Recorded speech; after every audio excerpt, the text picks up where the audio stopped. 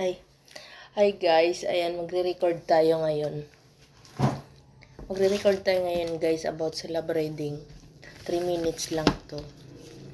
Ayan, tingnan natin yung isang buwan mong reading. Guys, kung ano yung kapalaran. Dito sa love life, personal life, pangkabuhayan, swak na sak. Yan, tingnan natin, bilisan lang natin guys kasi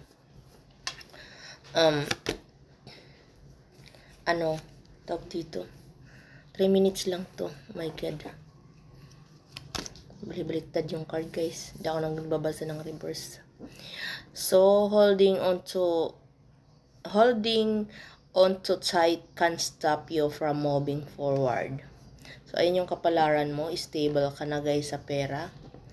Maaring Four of Pentacles, ikaw ang birthday mo ay Capricorn, Earth sign, December, or Taurus, Virgo, mga ganon.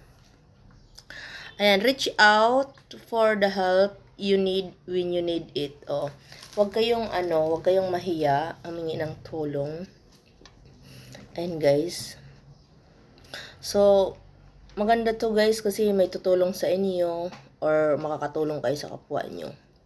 Ayan, mayroon kayong ma-realize na pagkakikitaan. Ayan. Spread your wings and fly. So, ang pira nyo is malayo pa yung mararating. Ayan, malayo na pero malayo pa. Yun yung your money is spread your wings and fly. So, your money is coming up to you. So, bibilisan ko lang guys kasi 2 minutes na. So, maaring mayroon kayong pagdedesisyonan. Guys, magbi-business kayo, magtatrabaho, or if love life to. Kung love life naman to guys, dalawa pagpipilian mo. Ayan, kung sino sa kanilang dalawa. Ayan, love reading tayo and money reading. Listen to your inner voice when making choices. Ayosin mo yung pagdedesisyon mo ha. Baka mamaya yung pinili mo lasinggero, babaero, char.